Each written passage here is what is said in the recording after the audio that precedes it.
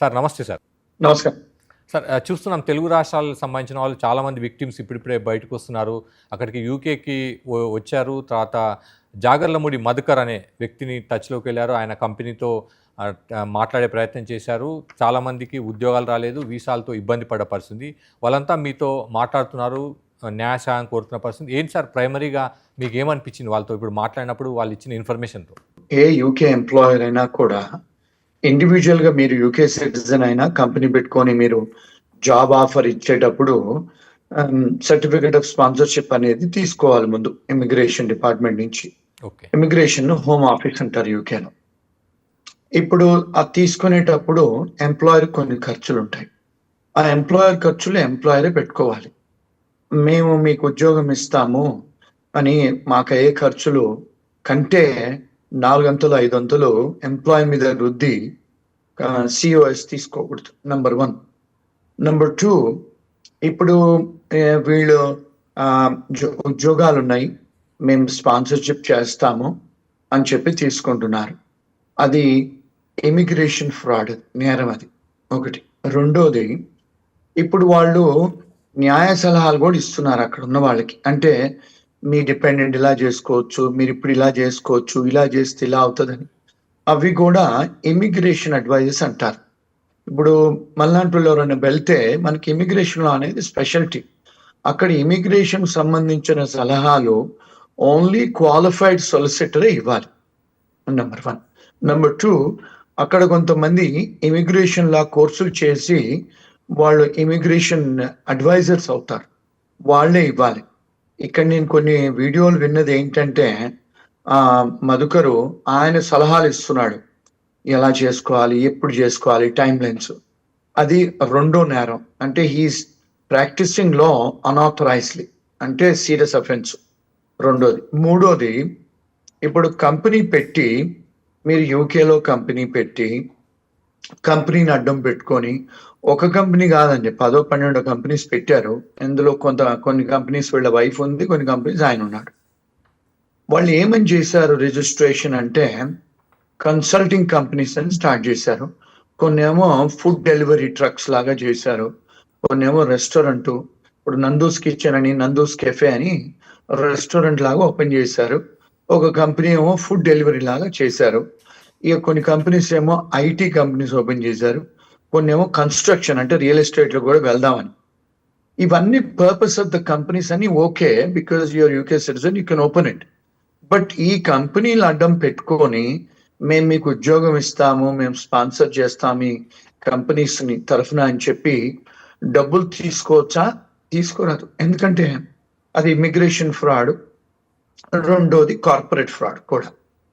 ఇంకా నాలుగోది, ఇప్పుడు వీళ్ళందరి దగ్గర డబ్బులు కొంత యూకేలో తీసుకొని, కొంత ఇండియాలో తీసుకొని, యూకేలో కూడా డిఫరెంట్ అకౌంట్లు ఇచ్చేసి డబ్బులు ఎంచుకుంటున్నారు. దాన్ని మనీ లాండరింగ్ అంటారండి. అంటే యువర్ లాండరింగ్ ద మనీ. ఎందుకు? మీరు ట్యాక్సులు కట్టడం అవుతుందని చెప్పి లాండర్ చేస్తున్నారు. అది యూకేలో చాలా సీరియస్ అఫెన్స్ అండి. ఆ డబ్బులు ఇండియాలోకి వచ్చి ఇండియాలో డబ్బులు వేస్తే కూడా serious offence. Foreign corruption act అనేది ఒకటి ఉంటుందండి. అంటే గ్రేట్ బ్రిటన్ లో అంటే మీరు ఎప్పుడైతే మీరు కరప్షన్ చేస్తారో, యూకే సిటిజన్ అయ్యి, యూకే కంపెనీ ఓనర్ అయ్యి, యూకే కంపెనీ కూడా బయట దేశంలో అవుట్ సైడ్ యూకేలో మీరు మనీ లాండరింగ్ చేసి రాంగ్ఫుల్ యాక్ట్ చేయకూడదు. యూకే వాళ్ళైనా కూడా అది బ్రైబరీ, అంటే బ్రిటిష్ బ్రైబరీ యాక్ట్ కిందకు వస్తుంది. అంటే ఏంటి? బ్రైబరీ అంటే ఒక పోలీస్ ఆఫీసర్కో లేకపోతే గవర్నమెంట్ సర్వెంట్కో డబ్బులు ఇవ్వడం కాదు. అందులో చాలా డెఫినేషన్ లో ఇలాంటి రాంగ్ఫుల్ యాక్ట్స్. ఎందుకు? ఫస్ట్ ఆఫ్ ఆల్ మీరు స్పాన్సర్ చేస్తానని మీరు డబ్బులు తీసుకోవడమే నేరం. ఆ నేరపూరితమైన డబ్బుని దాన్ని ప్రొసీడ్స్ ఆఫ్ ఫ్రాడ్ అంటారు. ఆ డబ్బును మీరు యూకేలో కొంత సర్దుకొని మళ్ళీ ఇండియాలో కొంత సర్దుకొని మీ చుట్టాల దాంట్లో వేయించుకుంటున్నారు కదా, అది చాలా పెద్ద నేరం అండి. శ్రీనివాస్ గారు, ఏవైతే కన్సల్టెన్సీ ఏజెన్సీలు ఉన్నాయి యూకేలో కానీ యూఎస్లో కానీ, ఇట్లా తీసుకోవడానికి లేదా? అంటే మేము వచ్చే వాళ్ళకి అవకాశం ఇస్తాము అని మిడిల్ మెన్గా అఫీషియల్గా అక్కడ ఉంటుంది అంటారు కదా, అటువంటిది ఏమి ఉండదా? మీరు కన్సల్టింగ్ కంపెనీ అని పెట్టుకున్నప్పుడు అంటే మీరు ఉద్యోగాలు దొరకబట్టి మీకు ఇస్తున్నారు అంతే కదా. ఎస్. దాన్ని ఉద్యోగం దొరకబట్టి ఇచ్చినప్పుడు మీరు అగ్రిమెంట్ ఏం తీసుకోవాలండి? ఫైండర్స్ ఫీ తీసుకోవాలి. ఫైండర్స్ ఫీ అని యుఎస్లో కానీ యూకేలో కానీ అన్ని కంట్రీస్లలో లీగలే. అంటే నార్మల్ గా ఎలా తీసుకుంటారంటే రీజనబుల్ గా 1 month శాలరీ తీసుకుంటారు. ఇప్పుడు యూకేలో కూడా చాలా మంది కంపెనీస్ తెల్లవాళ్ళు పెట్టుకొని ఇప్పుడు మీరు నర్స్ కావాలనుకుంటారు, డాక్టర్ కావాలనుకుంటారు. మీరు ఆ పర్టికులర్ ప్లేస్మెంట్ ఏజెన్సీస్ వెళితే వాళ్ళు ఏం చేస్తారు? మీకు ఉద్యోగం పెట్టిస్తారు. వాళ్ళు ఉద్యోగం పెట్టించినందుకు 1 నెల జీతం తీసుకుంటారు. దాన్ని ఫైండర్స్ ఫీ అగ్రిమెంట్ అంటారు. అంటే as you can find employment for me because you're in overseas, మీ కనెక్షన్స్ ఉన్నాయి, మీ కార్పొరేట్ కనెక్షన్స్ లో పెట్టిస్తారు, తప్పులేదు. కానీ మీరు వీసాలు ఇప్పిస్తాము మేము అని 14, 15, $20,000 తీసుకోరండి. ఎందుకంటే మన వాళ్ళు ఎవరు పోయినా కూడా జీతాలు సంవత్సరానికి 25,000 to 30,000 ఉంటుంది సంవత్సరం మొత్తానికి. మరి మీరు ఆ సంవత్సరం మొత్తం శాలరీ తీసుకుంటే ఎలాగా? ఒకటే మంత్ తీసుకోవాలి కదా, రీజనబుల్ కాదు. అంటే వాళ్ళ ఆర్గ్యుమెంట్ నేను చెప్పేది. ఇంకొక విషయం ఏంటంటే ఇప్పుడు మీరు అంటే మీరు బ్రైబరీ, కరప్షన్ కూడా చేస్తున్నారు. ఇంకొక విషయం ఏంటంటే ఇప్పుడు మేము విన్నది ఏంటంటే ఇప్పుడు ఈ బాధితుల దగ్గర కొంతమందికి నకిలీ కాల్స్ ఇచ్చారు, అంటే కంప్యూటర్ మీద తయారు చేసి అని కూడా విన్నాను, నేను చూశాను. అంటే మీరు government of UK immigration document కూడా ఫ్యాబ్రికేట్ చేస్తున్నారు. అంటే మరి మీరు fabrication of government document is a serious felony అండి. అంటే ఇప్పుడు ఫర్ ఎగ్జాంపుల్ ఇండియన్ గవర్నమెంట్ కి ఏదైనా మనం లెటర్స్ డే కోర్టుకి వెళ్ళి మనం ఒక బెయిల్ పిటిషన్ ఫైల్ చేస్తాం. కోర్టు వాళ్ళు జడ్జి గారు మన ఆర్గ్యుమెంట్స్ ని బెయిల్ ఇస్తుంది. లేకపోతే హైకోర్టులో రిట్ చేస్తాము, జడ్జి గారు ఆర్డర్ ఇస్తారు. అది ఆర్డర్ మనం ఫేక్ గా మన కంప్యూటర్ లో తయారు చేసి పోలీస్ వాళ్లకు లోవర్ వేరే వాళ్ళకి ఇచ్చుకోవచ్చా? ఎంత సీరియస్ నేరం అండి అది. ఫ్యాబ్రికేషన్ అంటే యువర్ ఫ్యాబ్రికేటింగ్ ఏ డాక్యుమెంట్, అది గవర్నమెంట్ డాక్యుమెంట్, చాలా చాలా చాలా పెద్ద నేరం. శ్రీనివాస్, ఇప్పటి వరకు మీరు విక్టిమ్స్ అంటే మీతో మాట్లాడారు, జాగర్లమూడి మధుకర్ ఉన్నారో వాళ్ళంతా కూడా ప్రైమాఫేసి మీకు ఇచ్చిన డాక్యుమెంట్స్ కానీ విక్టిమ్ చెప్పిన సమాచారం బట్టి చూస్తే ఈ కేసులో ఎటువంటి గ్రాస్ వయలేషన్స్ కానీ కనిపిస్తున్నాయి? మొదటి వయలేషన్ వచ్చేసి ఫ్రాడ్, చీటింగ్ వాళ్ళు చేసింది. ఎందుకంటే ఫ్రాడ్, చీటింగ్ అంటే ఏంటి సార్? మీకు మొదటి నుంచి కూడా ఇంటెంట్ టు డిఫ్రాడ్ ఉంది. ఎందుకు చెప్తా వినండి సార్ ఇక్కడ ఈ పాయింట్. ఇప్పుడు ఎవరైనా కూడా మనము మీకు సర్టిఫికేట్ ఆఫ్ స్పాన్సర్షిప్ ఉందా లేదా అని ఏ కంపెనీస్కి ఉన్నాయని చెప్పి మీరు గవర్నమెంట్ వెబ్సైట్లో మీకు లైసెన్స్ టు స్పాన్సరర్స్ ఎవరున్నారు అంటే కంపెనీకి ఏ కంపెనీలకు మీకు పర్మిషన్స్ ఉన్నాయి, కాస్ ఉన్నాయి, డిపార్ట్మెంట్ ఆఫ్ హోమ్ అంటే గవర్నమెంట్ వెబ్సైట్ లోనే ఉన్నాయి సార్. వీళ్ళు పెట్టుకున్న 12 కంపెనీలకు ఏ కంపెనీలో కూడా పర్మిషన్ లేదండి. అంటే ఇది చాలా shocking news for the media and for the victims also. Sir, ఆ 12 కంపెనీలు యాక్టివ్ గా ఉన్నాయా? అంటే యాజ్ ఆఫ్ నౌ ఈ పాయింట్ ఆఫ్ యాక్టివ్ ఉన్నాయా, లేకపోతే ఆ కంట్రీ బ్యాన్ చేసిందా, లేకపోతే ఏమైనా యాక్షన్ తీసుకుందా? ఒక 2 కంపెనీస్ మాత్రమే డిజాల్వ్ అయ్యాయండి. మిగతా అన్ని కూడా ఒకటి యాక్టివ్ స్టేటస్ లో ఉన్నాయి, ఇన్యాక్టివ్ స్టేటస్ లో ఉన్నాయి. అంటే ఏమిటి అంటే 10 కంపెనీలు వాళ్ళు డిజాల్వ్ అవ్వలేదు. అంటే గవర్నమెంట్ వాళ్ళు ఏమి దాన్ని డిజాల్వ్ చేయలేదు. నార్మల్ గా ఏం చేస్తారంటే మీరు ట్యాక్సులు కట్టకపోతే ఇన్యాక్టివ్ స్టేటస్ కి తీసుకెళ్తారు గవర్నమెంట్ వాళ్ళు. అంటే మినిమం కంపెనీ ట్యాక్సులు కట్టాలి, అవి కొన్ని కట్టలేదు. అది వాళ్ళు టోటల్ గా 12 కంపెనీస్లలో 2 కంపెనీలు మాత్రమే డిజాల్వ్ చేశారు. అంటే ఆయన మధుకర్ ఉన్న 2 కంపెనీలు డిజాల్వ్ చేశారు. ఇంకా మన మేడం గారు ఉన్న కంపెనీస్ అన్ని యాక్టివ్ గానే ఉన్నాయి. ఇప్పుడు ప్రధానంగా వాళ్ళు మేము యూకే సిటిజన్స్ అంటే దాదాపుగా మాకు ఇమ్యూనిటీ ఉన్నట్టుగా చెప్తున్న పరిస్థితి. విక్టిమ్స్ కూడా అదంటారు, మమ్మల్ని ఏం చేయలేరు, ఇండియన్ లాస్ ఏం చేయలేవు అనేది ఒక ఆర్గ్యుమెంట్ వినిపిస్తున్నారని విక్టిమ్స్తో మేము మాట్లాడినప్పుడు చెప్తున్నారు. దానికి మీరేం చెప్తారు సార్? యాజ్ సొలిసిటర్గా మీరేం చెప్తారు? ఇప్పుడు మీరు యూకే సిటిజన్స్ బయట దేశాలలో లాండరింగ్ ఆఫ్ మనీ చేస్తే యూకేలో కూడా ట్యాక్స్ ఎవేజన్ చేశారు మీరు. అంటే మీ పర్సనల్ అకౌంట్లో డబ్బులు వేయించుకొని మీరు సర్వీసెస్ ఇస్తామని మీరు first of all company services ఇస్తే కంపెనీ అకౌంట్లో డబ్బులు ఇవ్వాలి. అది company is a legal entity. ఆ కంపెనీని అడ్డం పెట్టుకొని మీరు పర్సనల్ అకౌంట్లో డబ్బులు వేయించుకున్నారు. అది కూడా కార్పొరేట్ ఫ్రాడ్, అది కూడా నేరమేనండి. మరి తీసుకున్న తర్వాత పని చెయ్యాలి కదా, మీకు అసలు సర్టిఫికేట్ ఆఫ్ స్పాన్సర్షిప్ అర్హతనే లేదు. అందరికి మేము చేస్తామని. ఇప్పుడు నిన్న నాకు ఒక 12 మంది బాధితులు యూకే నుంచి కాల్ చేశారండి. Okay sir. అందులో కొంతమంది, ఒక ఆయన పాకిస్తాన్ ఉన్నాడు, ఒక 2-3 గుజరాతీ వాళ్ళు ఉన్నారు. వాళ్ళ దగ్గర 80 లక్షలు 40 లక్షలు తీసుకుందంట ఈమె. Okay sir. వాళ్ళు కూడా కాంట్రాక్ట్ లోకి వచ్చారు. ఇంకొక విషయమే, మీకు ఇది ఒక న్యూస్ అండి. చెప్పండి సార్. నాకు ఇంకొక బాధితురాలు ఫోన్ చేసింది నేను యూకే నుంచి.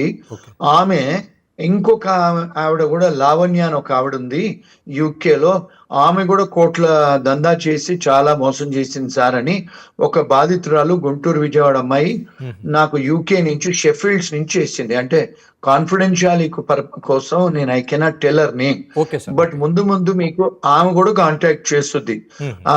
లావణ్య అనేట ఆమె కూడా 2-3 కోట్లు కుంభకోణం చేసిందంట, ఓకే. సిమిలర్ స్టైల్లో. ఓకే. అయితే అక్కడ చాలా మంది ఇలాంటి వాళ్ళు ఉన్నారని నాకు అనిపిస్తుంది.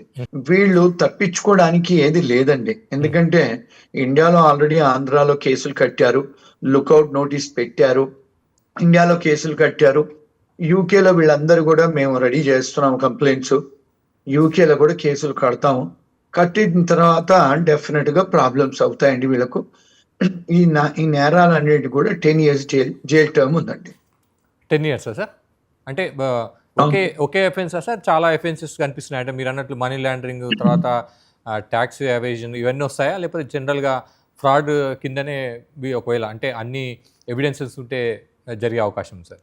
ఇప్పుడు ఫ్రాడ్ చీటింగ్ చేసినప్పుడు క్రౌన్ ఆఫీస్ అంటారు ఇక్కడ. అయితే వాళ్ళు ప్రాసిక్యూట్ చేస్తారు. దాని తర్వాత ఇమిగ్రేషన్ వాళ్ళు కూడా ప్రాసిక్యూట్ చేస్తారు. వాళ్ళ ఏదైనా వీసాలు ఉన్నా కూడా వాళ్ళ పాస్పోర్ట్ కూడా రద్దు అయ్యే ఛాన్సెస్ ఉన్నాయి.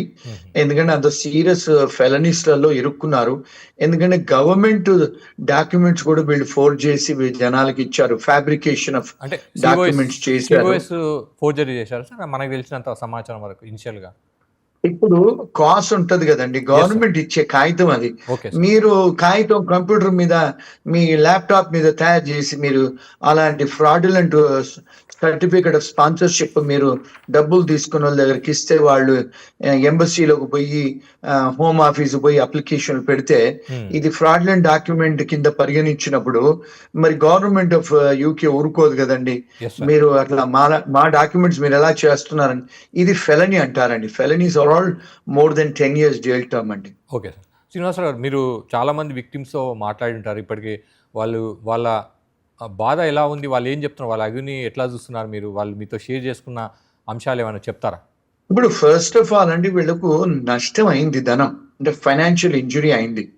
రెండోది, చాలా మంది, కొంతమంది అయితే నాకు ఫోన్లు చేసి నాకేమంటున్నారంటే, మాకు చచ్చిపోవాలనిపించింది సార్, ఆత్మహత్య చేయాలనిపించింది, మేము డిప్రెషన్లోకి వెళ్ళిపోయాము, మేము హాస్పిటల్స్కి వెళ్తున్నాము, మాకు పానిక్ అటాక్స్ అవుతున్నాయి.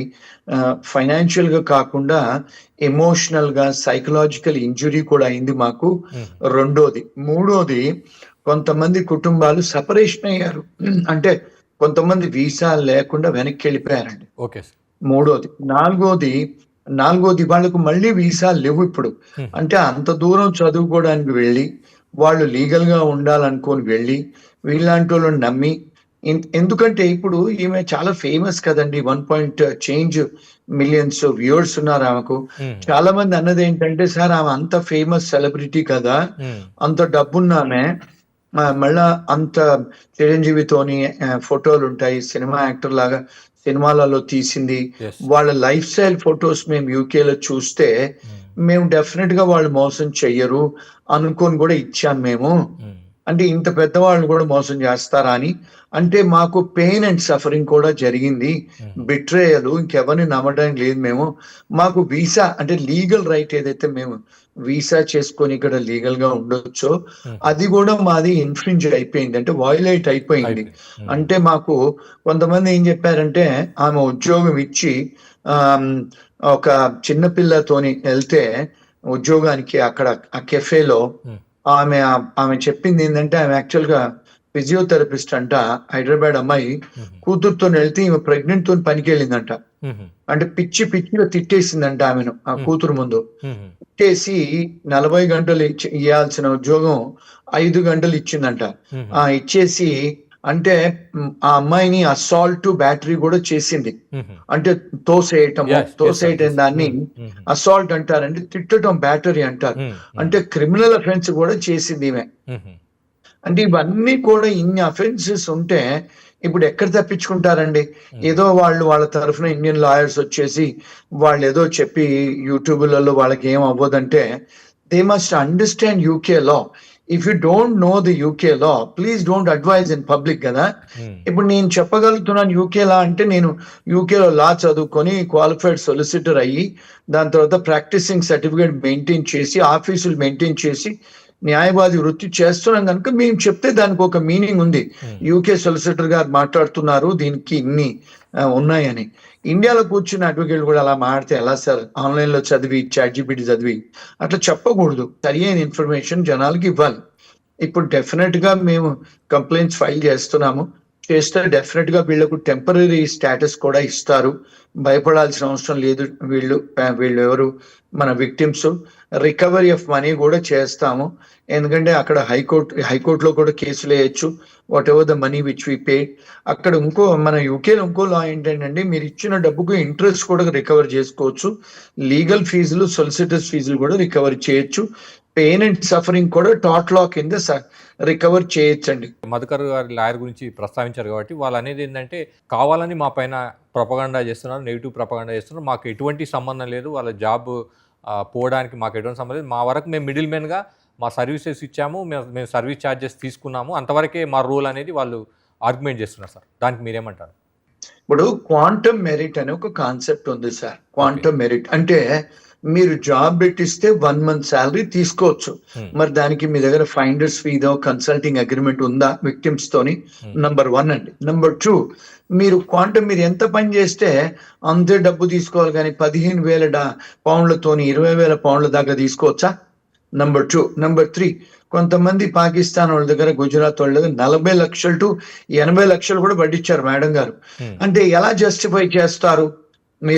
మీకు ఉద్యోగం పెట్టించాను అని అంటున్నారు, మీ ఆర్గ్యుమెంట్ డిఫెన్స్. మరి ఆ 40 లక్షలు టు 80 లక్షలు అంటే 40,000 పౌండ్స్ టు 80,000 పౌండ్స్ తీసుకోవచ్చా జాబ్ పెట్టించినందుకు? క్వాంటమ్ మెరిట్ అంటే ఎంత పని చేస్తే అంతే తీసుకోవాలి. అది ఈక్విటబుల్ డాక్ట్రిన్. ఏదో ఇండియాలో మాట్లాడినట్టు, ఏదో తెలివిదేం లేని దాన్ని మాట్లాడినట్టు మాట్లాడడానికి ఉండదండి. UK is a very civilised country, civilised society. మళ్ళీ వీళ్ళు యూట్యూబ్ అడ్డం పెట్టుకొని చేశారు సైబర్ నేరాలు కూడా. మళ్ళీ వాళ్ళు యూట్యూబ్ అడ్డం పెట్టుకొని వాళ్ళ పిల్లలతో కూడా చేయించి యూట్యూబ్ ద్వారా డబ్బు సంపాదిస్తున్నారు. ఇక్కడ చైల్డ్ అబ్యూస్ కూడా వర్తిస్తుందండి. యూట్యూబ్ వాళ్ళకు నోటీసులు ఇస్తే ఆమె యూట్యూబ్ అకౌంట్ కూడా క్యాన్సిల్ అవుద్ది. ఆ దిశగా ఇంతవరకు ఎవరు పోలేదు. ఆంధ్ర పోలీసులు, తెలంగాణ పోలీసులు, యూకే పోలీసులు వాళ్ళు వెళ్తారు. మేము పిటిషన్లు ఫైల్ చేస్తాము. ఆమె యూట్యూబ్ ఛానల్ కూడా సస్పెండ్ చేయమని కూడా మేము అప్లికేషన్ పెడతాం. యూకేలో ఏంటి అంటే ప్రొసీజర్ ఏంటి? ఎట్లా మీరు ముందుకు వెళ్ళబోతున్నారు? విక్టిమ్స్ ఎట్లా రిలీఫ్ దొరకబోతుంది? అంటే ఇనిషియల్గా పోలీసు వస్తారా ఏంటి? ఎట్లా ఉండబోతుంది? నెక్స్ట్ స్టెప్స్ ఏంటి? ఎలా ఉండబోతుంది? ఫస్ట్ ఇమిగ్రేషన్ ఫ్రాడ్కి అయిందండి. వాళ్ళకు డిపార్ట్మెంట్ ఆఫ్ హోమ్ కంప్లైంట్ చేయాలి. వాళ్ళు ప్రొటెక్షన్స్ ఇస్తారు. ఇమిగ్రేషన్ ఫ్రాడ్ ఫస్ట్ చేయాలి. దాని తర్వాత కంపెనీ ఫ్రాడ్, కంపెనీ అఫైర్స్ కూడా కంప్లైంట్ చేస్తాము. మూడోది క్రౌన్ ప్రాసిక్యూషన్ ఆఫీస్ కూడా కంప్లైంట్ చేస్తాము. ఎకనామిక్ అఫెన్సెస్ కూడా చేస్తున్నారు కనుక ఫైనాన్షియల్ రెగ్యులేటర్ అథారిటీ ఉంటుంది, మనీ లాండరింగ్ చేసేందుకు, దానికి కంప్లైంట్ చేస్తాము. మీరు దొంగ కాస్ట్ చేశారు కనుక దానికి కూడా డిపార్ట్మెంట్ ఆఫ్ జస్టిస్ కంప్లైంట్ చేస్తాము.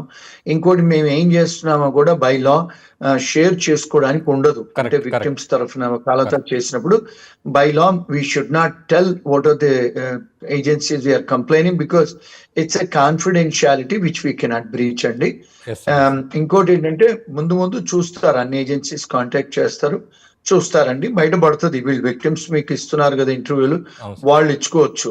ఇప్పుడు once they sign retainer and once they hire our firm, మేము ఏది చెప్పాలి ఏది చెప్పొద్దో కూడా కొన్ని రెస్ట్రిక్షన్స్ ఉంటాయి. ఎందుకంటే దీన్ని మేము మీడియా ట్రయల్ చేయకూడదు. ఎస్, అంటే కరెక్ట్. ఇండియాలో ఏ అడ్వకేట్ కూడా బయటకు వచ్చేసి దానికి సంబంధించిన ఫ్యాక్ట్స్ అన్ని మాట్లాడతారు. యూకేలో అలాంటివి మాట్లాడడానికి లేదు. Because there are strict guidelines that we cannot speak. వాళ్ళ పేర్లు చెప్పడానికి లేదు, వాళ్ళు ఎందుకు ఎలా అయింది చెప్పడానికి లేదు. జనరలైజ్ గా చెప్తున్నాం. అంటే ఇప్పటివరకు విక్టిమ్ చెప్పిన దాన్ని బట్టి ప్రైమరీగా మనం చూస్తే వీళ్ళను డిపోర్ట్ చేసే పరిస్థితి ఉంటుందా సార్? ఆ కంట్రీ నుంచి ఆ పరిస్థితి వస్తుందా? Yes, 100% yes. అంటే ఇమీడియట్ గా చెయ్యరండి. వాళ్ళు జైల్ టర్మ్ అయిన తర్వాత వాళ్ళ పాస్పోర్ట్లు రద్దు చేసి ఎక్స్ట్రడిషన్ అంటారు, ఎక్స్ట్రడైట్ చేస్తారు ఇండియా. ఎందుకంటే ఇండియన్ ఆంధ్ర పోలీసులు తెలంగాణ పోలీసులు కూడా అడుగుతారు. ఎందుకంటే ఇండియాలో ఇప్పుడు ఈడీ కూడా రావచ్చు. ఇండియాలో ఇప్పుడు మన దగ్గర ఎకనామిక్ అఫెన్సెస్ అయినాయి కదా, ఈడీ కూడా వచ్చే ఛాన్సెస్ ఉన్నాయండి. అంటే వీళ్ళ ఇళ్లలోకి అది ఎకనామిక్ అఫెన్సెస్ కనుక ఇండియాలో డెఫినెట్ గా వాళ్ళు ఎక్స్ట్రడైట్ అవుతారు. యూకేకు ఇండియాకు ఎక్స్ట్రడిషన్ ట్రీటీ ఉంది. డెఫినెట్ గా ఇండియాకు పంపించే ఛాన్సెస్ కూడా ఉన్నాయండి. After under going the punishment they will be send back. అంటే అలాంటి సీరియస్ అఫెన్సెస్ ఉన్నాయి, మరి అయ్యే ఛాన్సెస్ ఉన్నాయండి డెఫినెట్ గా.